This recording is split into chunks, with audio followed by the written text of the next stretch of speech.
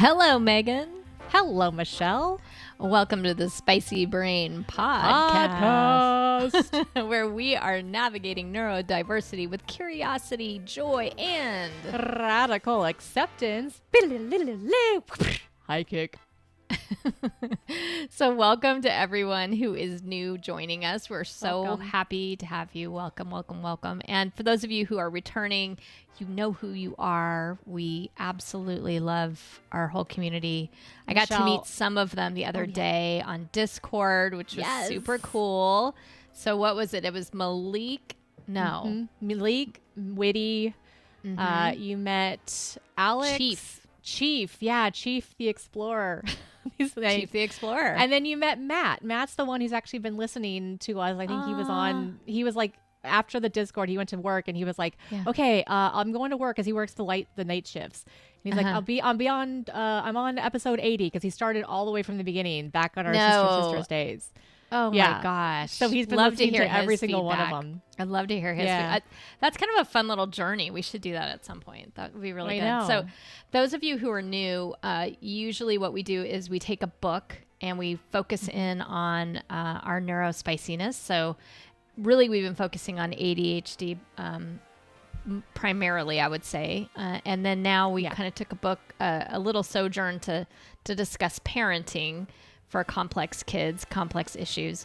And this one is called The Essential Guide to Raising Complex Kids. So we go through that and then we try to kind of think of our own brains. We really started with you, Meg.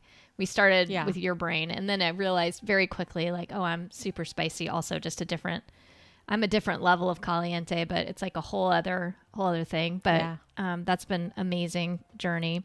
So with this Essential a Guide to Raising Complex Kids, I did want to say it's idea that it could be metabolical. Is that a word? Metabolic. Oh, I just made up a word. It is That's now. Awesome. It is. It's. It is now. We make up words. It's metabolical. I make up so many words. So and metabolic together. I don't know. Metabolic or it might be neurological. So that was fun. Anyway, that's awesome. As we're looking through this whole thing, we've kind of been stuck on this one chapter. So we're gonna finish up this particular chapter. It's been meaty, and go through that together. I don't know, Michelle. There was an entire thing during our pregame. There was an entire, just one sentence that could be an entire podcast. So who knows? We're gonna try to wrap it up, but we'll try. We'll see. You're right. I can't promise anything. As usual, you are correct, my lovely sister. So okay, this one we're really going to be talking about the difference between reacting and responding. Yeah.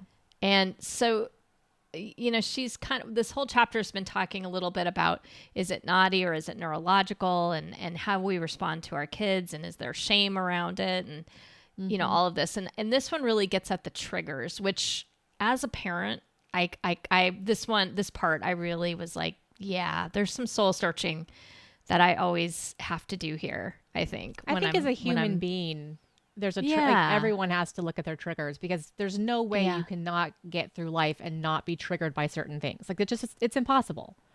We all have them. That's true. Yeah. And I think one of the things she says in her book, which I thought was interesting, is that when people can actually recognize that they need to calm down and they need to take a minute, that's a healthy response. That the idea that you're not going to ever get triggered, just like you were saying, is going to happen isn't realistic. But if you could kind of go, I'm being triggered right now, I probably need a minute to get some self-regulation going, then that's probably the healthy response. Okay, so great. We agree on this. We agree that this, in theory, it's what we would all want. But it's lovely, but it's so freaking hard. It's so freaking hard. It's so hard. And okay, so she says, when you enter in conversation with yourself, you can start to get a handle on your own reactivity. Okay, so she wants you to coach yourself. Okay. And so she said, all right, well, what are your key triggers? So you got to identify them. So I was thinking we could try to identify our key triggers. And I was trying to think, okay, so I'm thinking myself as a parent. The morning was so hard for me. with Josh, and I do have permission from my son. Thank you very much, Josh, to talk about him. But that was the hardest one for me, was like this idea of being rushed, like we were going to be late. And I feel like every time he knew it, you know, from his like 2.5-year-old mind on, you could probably I sense was your feeling emotions. rushed. Yes. Yeah. If I was feeling rushed, he went slower. You know, like he just not, he might not have looked slower. Do you know what I mean? Like he was still running around and being his awesome, energetic self, but like everything took longer. Yeah. Like, I don't know if it was my perception of time, but it felt like to get the shoes on, to get him into the car, like everything, if I rushed it, the minute he sensed, and it's true today still. If I kind of wonder if it is a little, I mean, if it's a little bit of both, because I would, because like there are times when like it is late at night, so we have to feed the dogs now 3 times a day, because otherwise they like, you know, they throw up. And so we have to feed them like right before we go to bed. And so it's like 10 o'clock, 11 o'clock, and we're like, you know, getting ready for them. And there are some nights like, well, there was one night like where we had Brian is now out of the military, and so he gets to try weed. And so we definitely got a little high, probably a little too high, because we like tried a gummy and then like it wasn't working, and then we tried another gummy, and then we like it wasn't working, and we tried another gummy, and then all of a sudden all 3 gummies hit us like at the exact same time. We're like, whoa. And all I wanted to do in that moment was just go to bed. And I knew we had to take care of these dogs. And I was just like, I cannot with you. And it was like the exact same amount of food, the exact, you know, routine. Like it's like Daisy always goes so fast, and so does Harold for the most part. And I tell you, like, they could not go any slower, Michelle. I was like, are you kidding me? Just eat your damn food. And then it was like they couldn't. And then it was like they were like, you know, are they going to pee? They're like just meandering along. And I'm like, are you kidding me? Maybe they got a gummy also.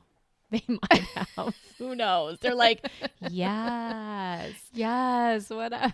But like, I think when you're, you know, high, you're like, you're very aware of like every single moment. And it's like everything, like, just, you know, so I wonder if part of it is that like, when you're hyper aware, like you're noticing everything, and you're much more present in the fact that like than in your body than you probably would be normally. I mean, honestly, I never even conceived of getting high to get Josh to school, but that might have helped. I don't know. Okay. So I do think though that like one of my triggers is being late. Yeah. And because we were always late growing up. Oh my God, always. And there was always some eye roll or somebody disappointed in you because you were, I mean, it was a lot. There was a lot that I perceived anyway. What was the story? Like mom and dad, like when they got married, they told dad that the wedding was going to be like 2 hours later, and then he got there on time. Yeah. No, 100%. Like right? he was, that was regular. Late. They were, that was like a regular thing. They would tell him the wrong time for everything. That's wild. Yeah. They would say like, okay, it's going to be at, you know, at 4 because it was going to be at 6. Crazy. Yeah, it definitely true. Like I don't have a big thing about very often when somebody talks back to me. She had some different ones like rushing, being late, kids talking back, disrespect, looking at grades online. I did want to talk about this one though, because I do think parents who it's all online now. Yeah. So, and that wasn't the case. Like we could go a goodly amount of time before our parents knew that we had screwed up in school. Right. And now it's like every second of every day you can see.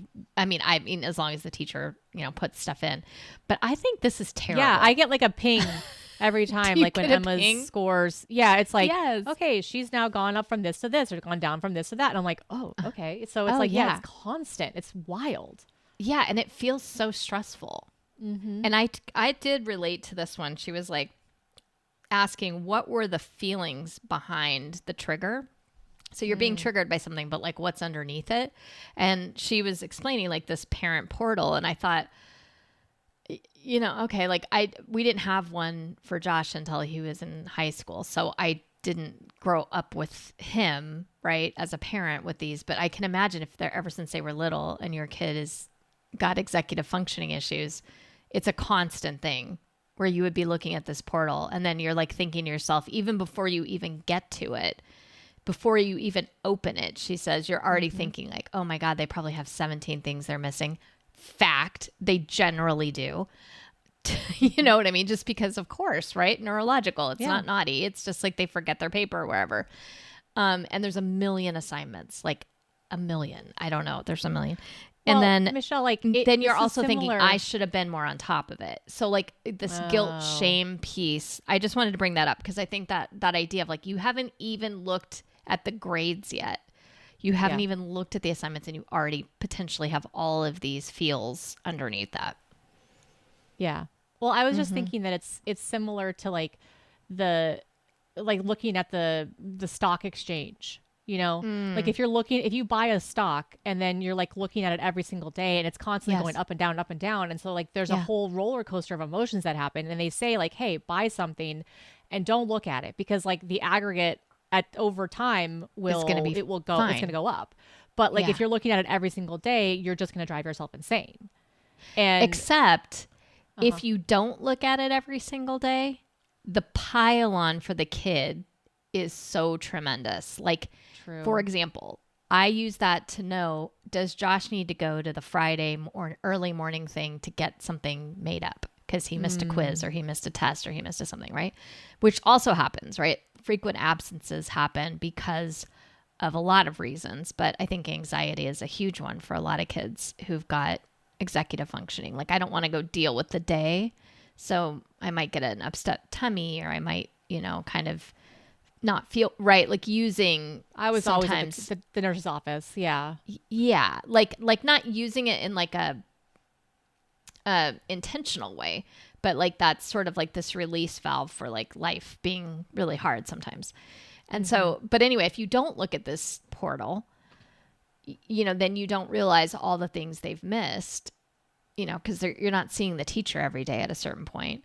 So then you do need to help them sometimes to figure out how to navigate that. So I don't know. It was interesting. I thought it would be interesting to think about, right? Because I agree, don't look at it would be the best answer, except for I honestly believe when Josh, not now, but when Josh was a freshman in high school, if I hadn't looked at that regularly with him, I know his grades would not have been where they were.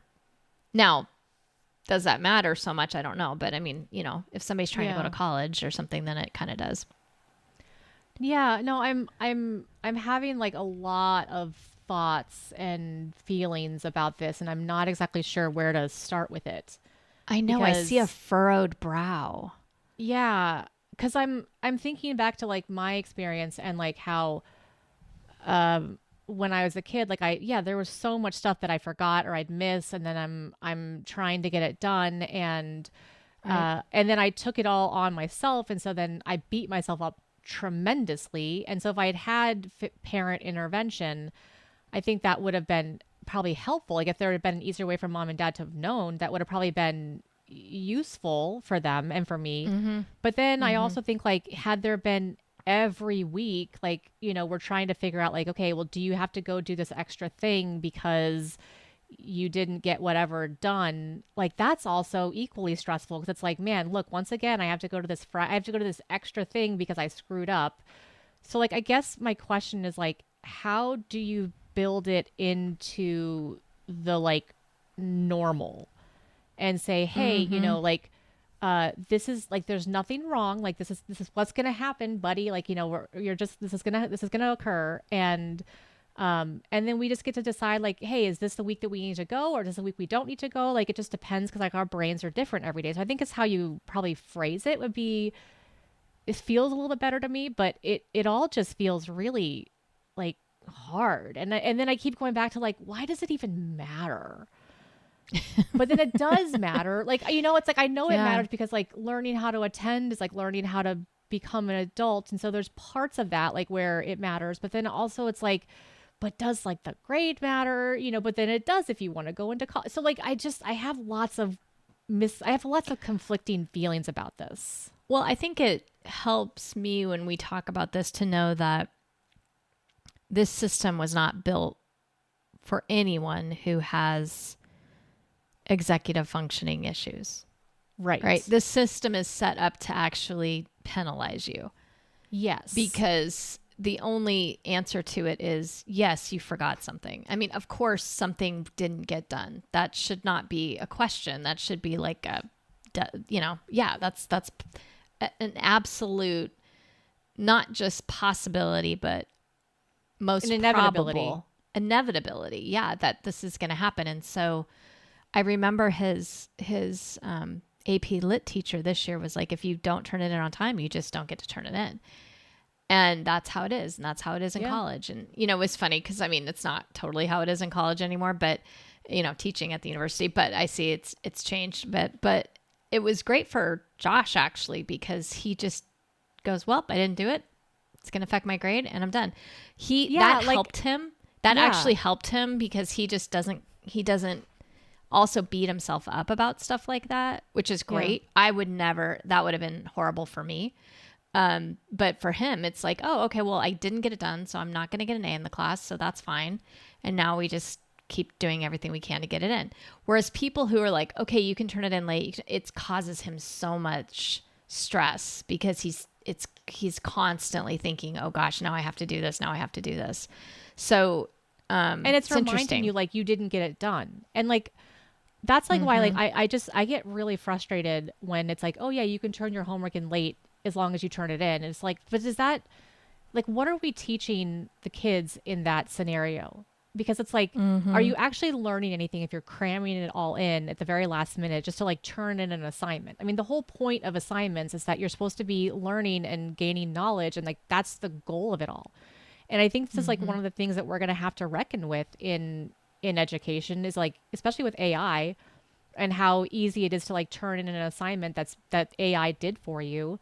Like, what are we actually trying to learn? And like, this is why I think like, we're in some ways, like we're sort of the canary in the coal mine, right? Like the ADHD neurodivergent people are the ones who kind of expose the issues. This is my personal take. And again, I'm not an educational person, so I might be saying this completely wrong. And I'm just going to caveat with that before I start. As I see like, the education guru over here who understands how this all works mechanically. But like, as ADHD people, we are the ones who've sort of, highlighted some of the challenges that the educational world falls into and the pits, right? There's some difficulties there. And so now with like AI being able to do a lot of stuff and with all of things, like everyone's sort of being in a somewhat ADHD state because their brains aren't working as quickly, it really highlights just how the education system doesn't help our students in the long term. And that's very gross oversight, I know. Not oversight, just a bold statement and very broad. That's what I'm trying to say. That's what I'm trying to say. Yeah. Different words. Yeah. No, absolutely. Okay, let me parse a few things apart. First of all, I think that's an entirely different podcast, which is amazing. And we should totally talk about AI because that is all anybody in my world is talking about right now, right? Math education specifically, it's like, well, what's the point?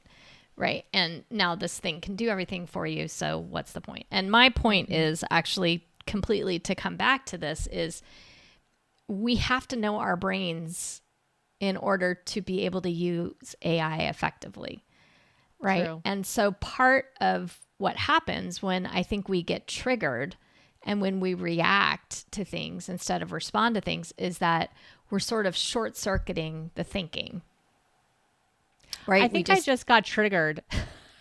That's what I realized. Like, I think I just got triggered because school is so triggering for me. So triggering. So triggering for me. It's true though. Yeah. And it just, you just kind of go off onto whatever like synapse you've formed with it because, and I agree with parenting and school, it's so complicated in general. But then when you have a kid who has, needs that are beyond what the system allows for, then you lose kid sometimes in that. And that's, I think the reactivity piece for me, what's so important is I damage the relationship if I don't repair it, if I don't think it through. Because if what I'm harping on is the grade or is the fact that they didn't do something, Josh didn't do something, then I'm not really staying connected with him. I'm not being curious as to why it's happening, what's going on. And this is the part that, again, I might be assuming it's naughty versus actually it's neurological.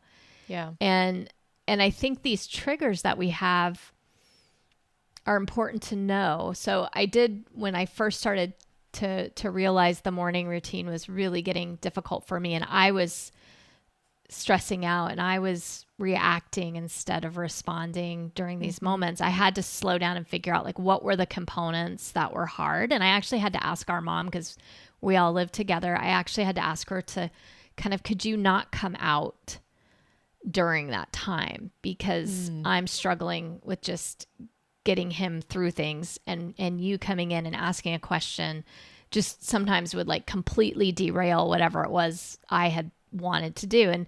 And over time, I've been able to incorporate her back in to the morning routine as I've feel healthier also. Like there's a bunch of pieces of that, but I was like, I'm losing it with him. And that's making mornings really stressful. So I had to change up some things. And then I also had to kind of be like, okay, we have to get stuff ready the night before a little bit. Or I had to get my stuff ready at least the night before. I had to go find his shoes or whatever it was when he was real little, just to make sure that like, okay, we've got a little entryway. I'm going to put a place where our shoes go and our bags go, so I know it's there, right? Or whatever it was, but I had to really think through the friction of that morning. And I'm glad I didn't have the parent portal when he was little, honestly. But in high school, I remember, and he's just finishing up now, that I kind of came to a place with him where I said, listen, I'm only going to look at it once a week, and we're going to look at it together. And let's look at it on Thursdays together, so we know if you need to go in Friday and morning early. And so we sort of made some decisions together as he was able to. And that I think helped a little bit more. I can't say I was completely consistent with that either. Because there were notices I would get in an email or something, right? And then I would go look. But I mean, most of the time that's what I tried to do is his junior year. And still, I know there'll be parents going like, you were still looking at his grades his junior year. And I'm like, yes, I was. Yes, I was. Because I knew him to know that he would get derailed very quickly oftentimes. And it was amazing. It's amazing how quickly it happens. And I just think for any teacher out there listening, if you have like only 2 assignments at the beginning of the semester and all your assignments are at the end, and the kid can't raise their grade, it just think about that a little bit. Because that is, I mean, it's torture to watch him to be at a D for the whole semester until the very end when he could finally, and I always tell him, I'm like, your grades look amazing in your transcripts, but man, it didn't feel that way going through it with you. It was like up and down and up and down and up and down, because one week his brain was like really on it and wanted to do everything. And the next week, sometimes one day, and the other day, no. And you say this a lot, but I think it's true for him too. Like, you don't know what brain you're going to wake up with. Right. And like, that would always be the most stressful thing, is like, I might have a test and I did not wake up with a brain that I had the day before, where I was feeling good about the test. And then I wake up and it's just like, oh, it's awful. As you're talking about this, I keep going back to like a conversation we had with our family therapist, because she always asks us, like, whenever there's a trigger or there's a challenge between Brian and I, she says, what are your values? Like what are the values that the two of you have? Because you guys might both have the same value, but then you're just going about it differently and how you get to that value. And so, I mean, in my mind, it was like, okay, like maybe it would be, let's figure out like what's the goal? What are our values, and like, what do we care about? And like, what do we want to teach right now? And and then take it from that lens. That's the only thing that I'm thinking about. Yeah, I mean, I think that is really important. And I think she said that somewhere earlier in the book of like, you know, first of all, what are you taking aim at? What's important? But also, what are you trying to teach your kids? What do you think is most important in the end? I think that completely checks. In this situation, I wonder, you know, the idea she says in this chapter is you can't stop from being triggered, right? Yeah. But you can lower the intensity and the frequency potentially in helping your kids. And I was sort of thinking like, but how do you do it? How do you operationalize that? And one thing she suggested, which I thought was nice, is that establishing that everyone's going to lose it sometimes. And that our goal is that we're helping each other to figure out how to de-escalate these things when they happen. Yeah. And I liked that idea. She said, like, thinking of it like a partnership as opposed to you against them or you against yourself even maybe. But this idea that somehow that normalizing that, you know, reacting's going to happen, but we want to work towards responding. And her reason for this was that she quoted Dr. Russell Barkley, who we have read one of his books, but that adults with ADHD are more likely to lose jobs for losing their temper than not turning in a project. And I thought, so that's interesting. It's like one of the best life skills you could teach your kids is figuring out how to respond as opposed to react. Yeah. And I feel like you did work with that with the vets, and you guys kind of had like an ABC or something? You had some sort of way of thinking of it. Yeah. Like I was a resilience trainer for both veterans and for their families. And they talked about this like ABC model. And the whole idea is like how it's like you're going to have a reaction, right? To any conflict or situation in life. You're going to have an automatic response and you can't control that, right? Like if a doctor hits you on the knee, there's certain reflexes that you can't control. Right. But you do have control over your second thought. So the first thought you don't have control over, but the second thought you do. And so the ABC model was really about like, what happens in between that first and the second thought? Because if I don't have control over the first thought, okay, fine. I do this ABC thing where I look at like, okay, A is for like the activating event. So we're going to figure out like what triggered us.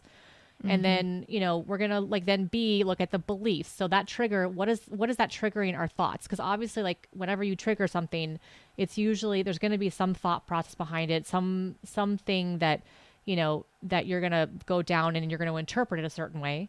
So like the parent portal, if we take that as an example real quick, like the trigger is the looking at the grades or what the kid missed might be there. And then what's the B? What's the belief about when you see that missed assignment? What's the belief? What's the interpretation like me of as a parent didn't do as much as I was supposed to do, or the kid is a certain way or whatever. Yeah. Okay. Yeah. So like the interpretation of, or the appraisal of the event is that, oh, my kid. So I think it's like, actually you went right to C, which is consequences. So the belief is like, okay, the trigger is I'm looking at the portal. The belief is that, oh, my kid didn't finish their assignment, or that's the appraisal of the event. And then the C, the consequence is that I am now a bad parent because I didn't help my kid out, or my kid's not going to graduate, or my kid is, you know, there's all these different feelings and emotions, whatever behavior that's going to result from those beliefs is now gonna come up. And so kind of working through that thing, it's really about slowing down. Like, so I think the thing is like what I've kind of come to is like whenever like understanding your triggers is really helpful, because in those moments, it's like if you feel yourself getting triggered, how do you just like take a second and just breathe and like either remove yourself from the situation for a moment, or, you know, like for me, I literally like when I start to get triggered, like I like start doing this, I like clasp my hands and I sit and I become very still and I breathe. And I just like sit there in the moment and I'm like, you know, like just feeling and thinking and like recognizing like, okay, why am I tense? Like, you know, and it takes a while for me to kind of sometimes get out of that. And, and then I'm able to kind of slow down a little bit more, but it's really hard. And it's like, it's really easy just to assume the worst. And that's like where I think we're built to do that, because like, yeah, you want to make sure you don't die, right? Evolutionarily, we're built that way so that we don't eat that mushroom that Uncle Joe ate and died from it. Right. So like we do kind of assume the worst in a lot of ways, but it doesn't really help us in this as modern world. Yeah. And I'm wondering too, like, that's so much harder to do without executive functioning skills, right? So because the mean belief or whatever might be being said really loudly. Yeah. Yeah. Okay. Well, and that's why it's like so much harder as like we're getting older, and the more stuff that just piles on, the harder it gets. My good friend, she just got, she got her son diagnosed, and they just started medication. And, he's been struggling because he's like, he knows that he's always in trouble. And so we were talking recently about like, he just started, and like, she was asking if he felt any different. And he's like, he's under 10 years old. So like, he's not going to not fully grasp it just yet. But also like, I was thinking like, it would probably be harder to know the difference, because like it feels like as you get older, you have more executive functioning that's placed on you as you get more and more adult, and like as taxes come in and it's like bills and daily life and feeding yourself and all of these things that are executive functioning, like as they build up, they cloud your mind, and they make it so much harder to function. And so like, I think the more that I'm able to like know my brain and recognize like where I'm at, I can control some of those triggers. Like I can set up my house so that I don't have those horrible lights that make it hard for me to function. And I can sort of build my life so that it's a lot less stressful, so that I can then have more energy to focus on these moments where I can slow down and try to process. But like if I was living, if I was in a hotel room and had no control over, my physical space and over all these other things, like there's no way I would be able to just like have space and energy to deal with this. Like you've really got to get, like, this is like a little bit further than like, you have to get past the Maslow's hierarchy, whoever that guy is. Like you have to get past that and like get your basic needs met, and then you can start working on this. And I think when you think about it from a parenting point of view, with a small child, or it's like, again, what friction can you take out of your life so that you have enough energy to really think about these things, and also potentially getting help, because I think sometimes if you don't know your own triggers, even if you do know your own triggers, you might not necessarily know what to do about it. And so I think like sometimes can help to get support. When you say friction, Michelle, what makes me think about it is friction, not necessarily even with your kid, but like just with you. Yeah. So like for me, it's like I have to have my lady come in and clean the house, because cleaning is just a friction. And as soon as I gave that away, like it just freed me up to no end. And then like doing the freaking dishes is like the biggest challenge. And so now Brian does that. And so I have noticed that like I am able to blossom more, and it's taking away a lot of that friction.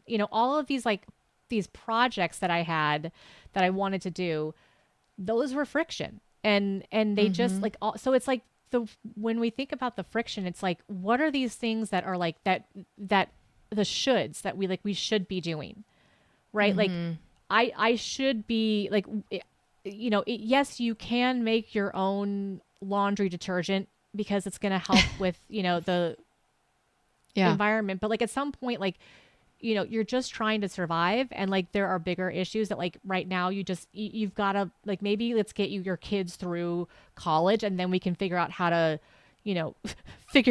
like make our own laundry detergent. Right. Like I don't know, like there's just like these random things that like, I think we put on ourselves that we have to do because like we hear it on social media or we hear it from other people, like Martha Stewart, she makes us think like we can all do it. And I just was like, I was just listening to this YouTube video about like this woman talking about, these little things that you can do in your life to like help you with your budget. And she says, you don't have to pay someone to come and clean your house, like, because that's something you can do yourself. And I thought that's such a beautiful ableist way of thinking about it.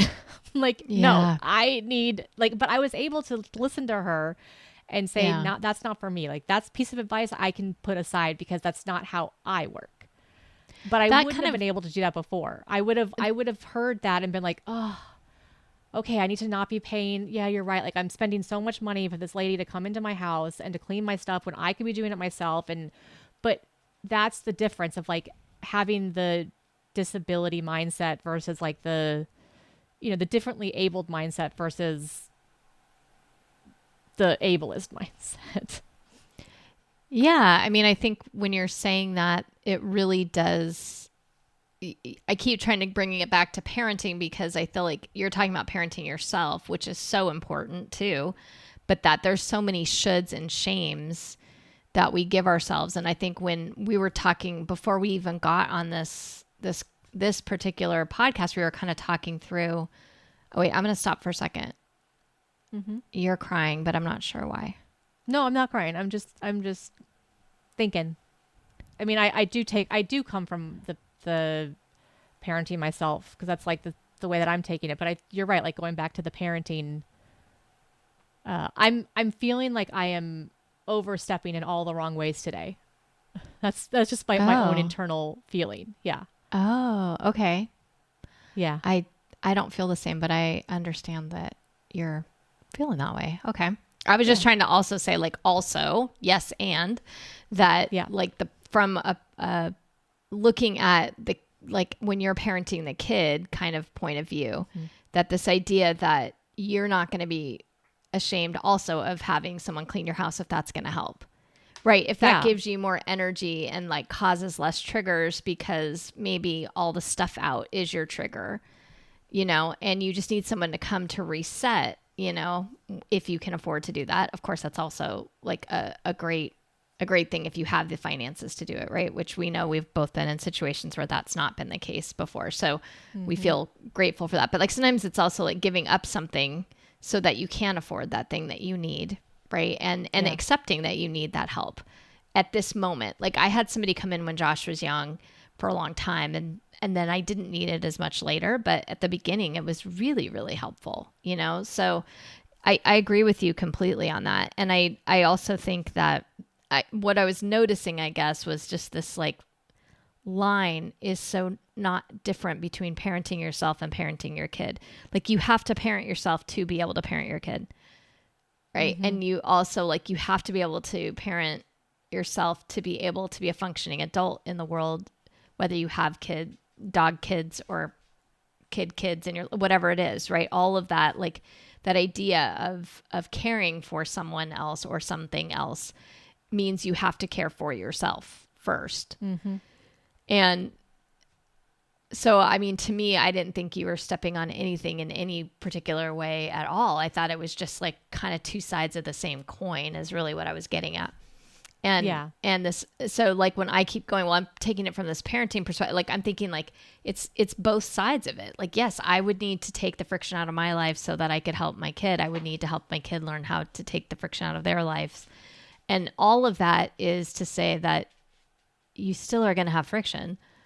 Yeah. You're still going to have things that are going to cause triggers. And so then how do you, like my solution at one point was sitting down like a Buddha in the middle of a kitchen with my 2.5-year-old who was losing their little mind and just sat there till he calmed down and came up and cuddled up into my lap. But I was calm.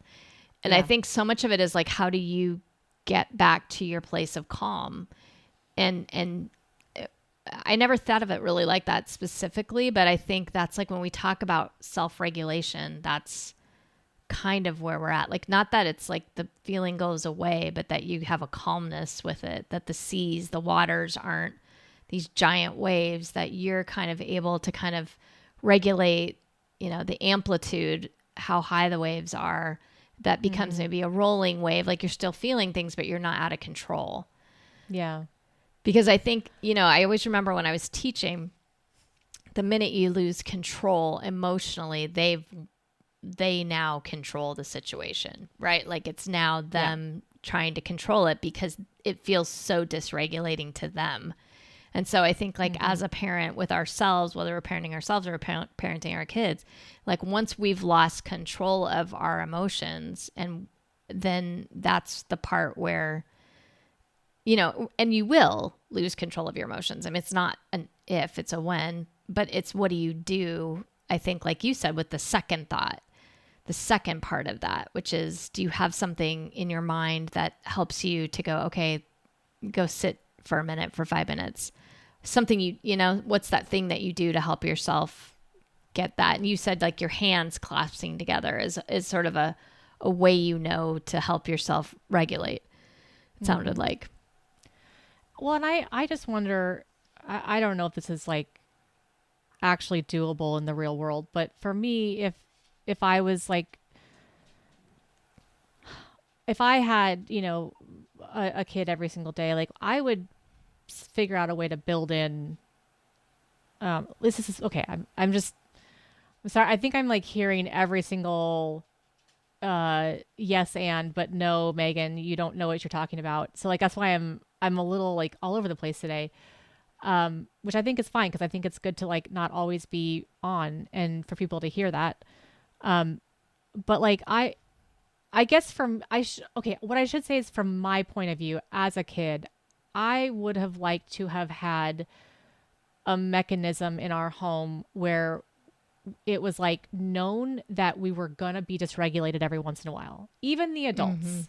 That even as an adult, like there's no way that you can be a functioning human and care about people and not get triggered. And so, you know, we're going to do our best as the adults to be less triggered than you, small child.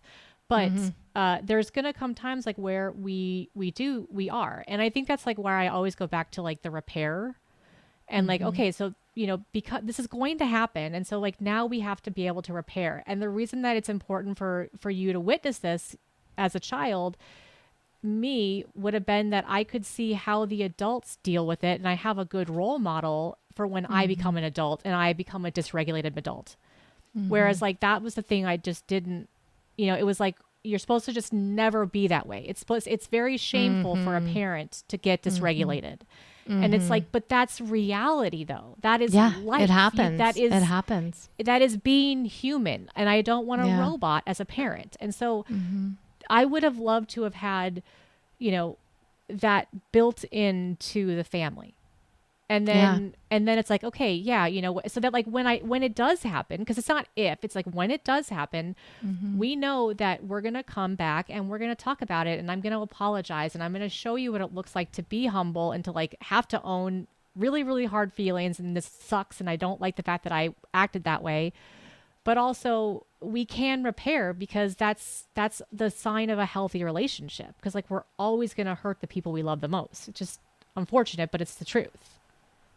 Well, I think I saw that, you know, so many times when you were, you know, with Josh specifically. And I do think you take that approach. And I think sometimes the part that, you know, people who have their children every day, I think struggle with the energy level that takes sometimes. And so there's a lot of shame in, like, just like you said, a lot of shame around it that we do. One of the questions was like, what she says at the end of this chapter, like, what shame are you ready to let go of? You know, and I think this idea that, you know, you may not have the energy to regulate yourself as beautifully as whatever the books say they want you to do as a parent, you know, or to do it with yourself, is something that is something to look at potentially in terms of feeling it. And I think when there's a lot of yes buts from me, it probably is just coming from a feeling of shame of like, oh, well, I can't because of this or that, you know, and I'm so tired and I'm doing it every day and all these things, you know. And so it's like, and yet, you know, the reality is that, yeah, you do get tired and you do sometimes screw it up, and that's okay too. But that doesn't mean that you shouldn't think about exactly what you said, which is, how do you create a safe space in your family dynamic whatever it is, that it's okay that you're human, that it's okay that you react sometimes, but that it doesn't mean that you don't have to repair. It doesn't mean that you just get to do that and then never talk about it again. It doesn't mean that you get to walk off into your room and then come back and act like nothing happened, right? Because that doesn't help the kid necessarily, or yourself, to grow. Right. So I think I can understand like when you're kind of tiptoeing around things with me, sometimes it's because I think there's a defensiveness that happens as a parent, because it feels sometimes to me, especially when you're raising a complex kid. And I don't think that's different for the kid themselves. I think this is completely, anyone who is neurospicy understands this much better than I do in many ways. But this armor that you sometimes build up because you're kind of constantly under the gun. Like I have very good friends, right? And yet I still have friends who said, like, my kid doesn't want to hang out with your kid anymore. So that sucks. Like, that's really, really hard. And it's really hard for the kid, and it's really hard for the parent. And I don't want to put, that it isn't hard for the kid, because that's also just devastating and like awful. And as a parent, it's devastating and awful to watch it and feel it. And so when that happens, I think, and enough of those things happen over time, you're in a constant state as a parent of being like, well, am I a good parent? Like, did I do something wrong? Because that's kind of a natural place I think people go a lot of times. And so this idea, when in any of these books, or anyone's coming in and saying, well, maybe you could do this, or maybe you could do that. And you're like, man, I've tried everything. I feel like I've tried I feel like I've put it out on the line. I feel like I've done everything I can do. So it isn't usually true, right? Like, it isn't actually that you've done everything, because, staying curious is part of the challenge. Like, I'm going to have to continue to see, like, is there another way to do this? Is there another way to think of this? And I think the triggers and the reactivity piece for me, they still happen, right? It still occurs. It occurred last night. It occurred the night before. And so having to own that and go like, oh, like, I'm looking at this part of myself in this mirror that doesn't look very good. It looks kind of messy. And so then saying, yeah, like, it's going to be messy sometimes, and giving space to myself as much as to Josh, right? That this is going to be, I think, is a beautiful thing to say, and a beautiful thing to think about how to do and how to operationalize it. How do you do that in your family? Do you just simply sit down at dinner and say, listen, from now on, I remember we had a teacher who taught middle school, and she just made a place in her classroom called Australia. And it was from the book, like, I've had a no good, terrible, no good, very bad day. And I just want to go to Australia. And so she just made a space. She literally put a map of Australia in the corner of her room. And she said, sometimes we just need to go to Australia. And like, if you are having that kind of day, then go there. And it always makes me kind of teary when I think of it, because she made space for the kids to have a messy day, to have a day that, who knows what happened, right? Maybe they got yelled at before they, by their parent, or maybe they missed the bus, or maybe they, who knows, whatever was going on.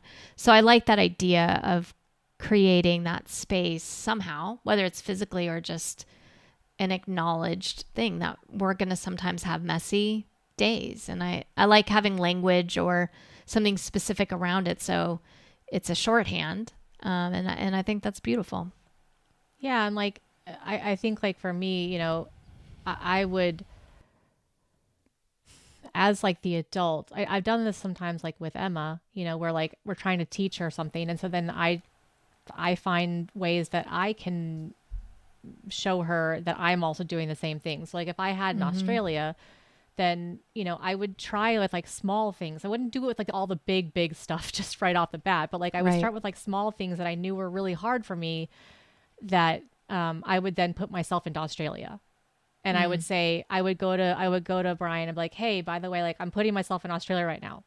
And then it would give a chance to like talk to them about like why and like what's going on, like in whatever, age appropriate manner it is. But being able to like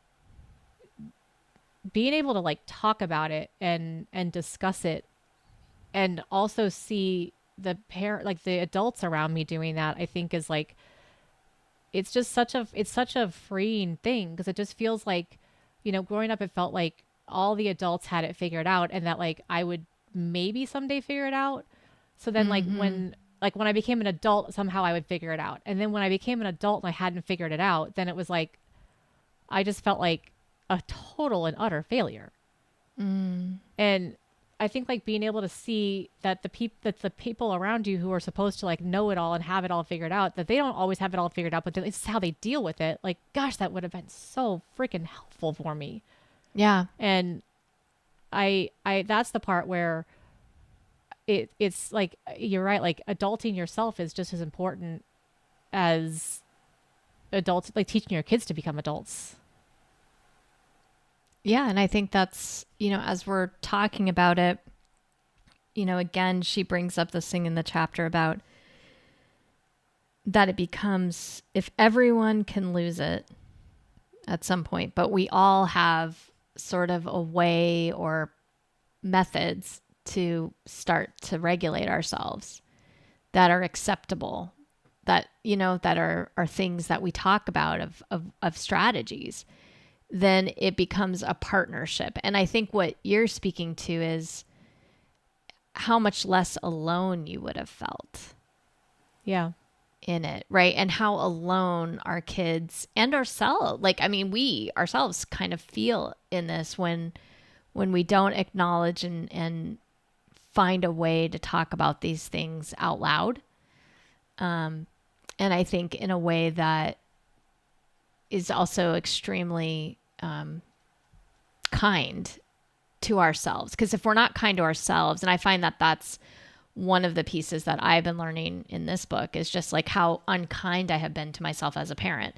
And you're always the first one to defend me, which is so sweet and kind of you to do. And I haven't really been able to like accept it fully. Right. And so that's like the thing that I've been kind of working on. I don't even think consciously, but just as we've been going through this.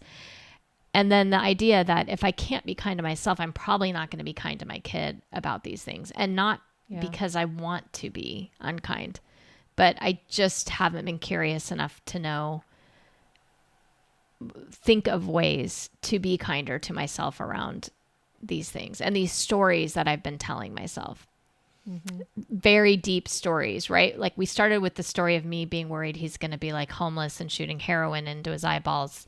Mm-hmm. Like that's where my trigger would go initially, and then it's to the like, well, okay, is he going to be able to make it through college? Right. And then now it's like, well, of course he will, but he needs to figure out what he does, what he is most interested and passionate about, because that's really his gift. But it's also the thing that if he doesn't take that seriously, he will struggle more so, because when he's not interested in something, it's darn near impossible for him to get motivated to do it. And that's neurological, right? And that's very different than I think where we started so many months back when I was saying things like, well, he can't do this, he can't do that. Like that's not the really even an important way to frame it. It's that what can he do? So again, a disability mindset to it in a sense, like, but what can he do versus like, what are we not going to ask him to do? Because that doesn't make sense, because that's the part his brain needs support with. And, you cleaning your house, like, why are we ever going to say that's the most important thing that you learn how to do or do on a daily basis? Like you need support with that. That just seems like that makes sense. And then now you can go about your day doing all the things that you're very passionate about and very good at, and everyone from the world benefits, right, when you do. Yeah. So I don't know. I feel like I'm turning a corner, but it's been, this has been the book for me that's like, it's rough. Like I have to like really get in there. I got to get in the weeds. There's all these little weeds. You were pulling weeds yesterday when we were doing our 15 minutes together. There is just a lot of weeds in there that have to get sifted through and like be like, nope, that doesn't belong there anymore. That belief system doesn't need to stay there anymore. But man, it's tough. It's so tough. It's so hard. It is so hard. That's why like this book, like while it's, got great information, it's like, it's just like, it goes from like, okay, you're going to do this and do that. And it's like, but going from this to that, that's like a whole year-long process. It's not as simple as it seems. No, it is not as simple as it seems. Absolutely. Well, thank you for talking me through all this today. Thanks for being here with me too. I appreciate it. Yeah. Love you. I love you too. Bye. Bye.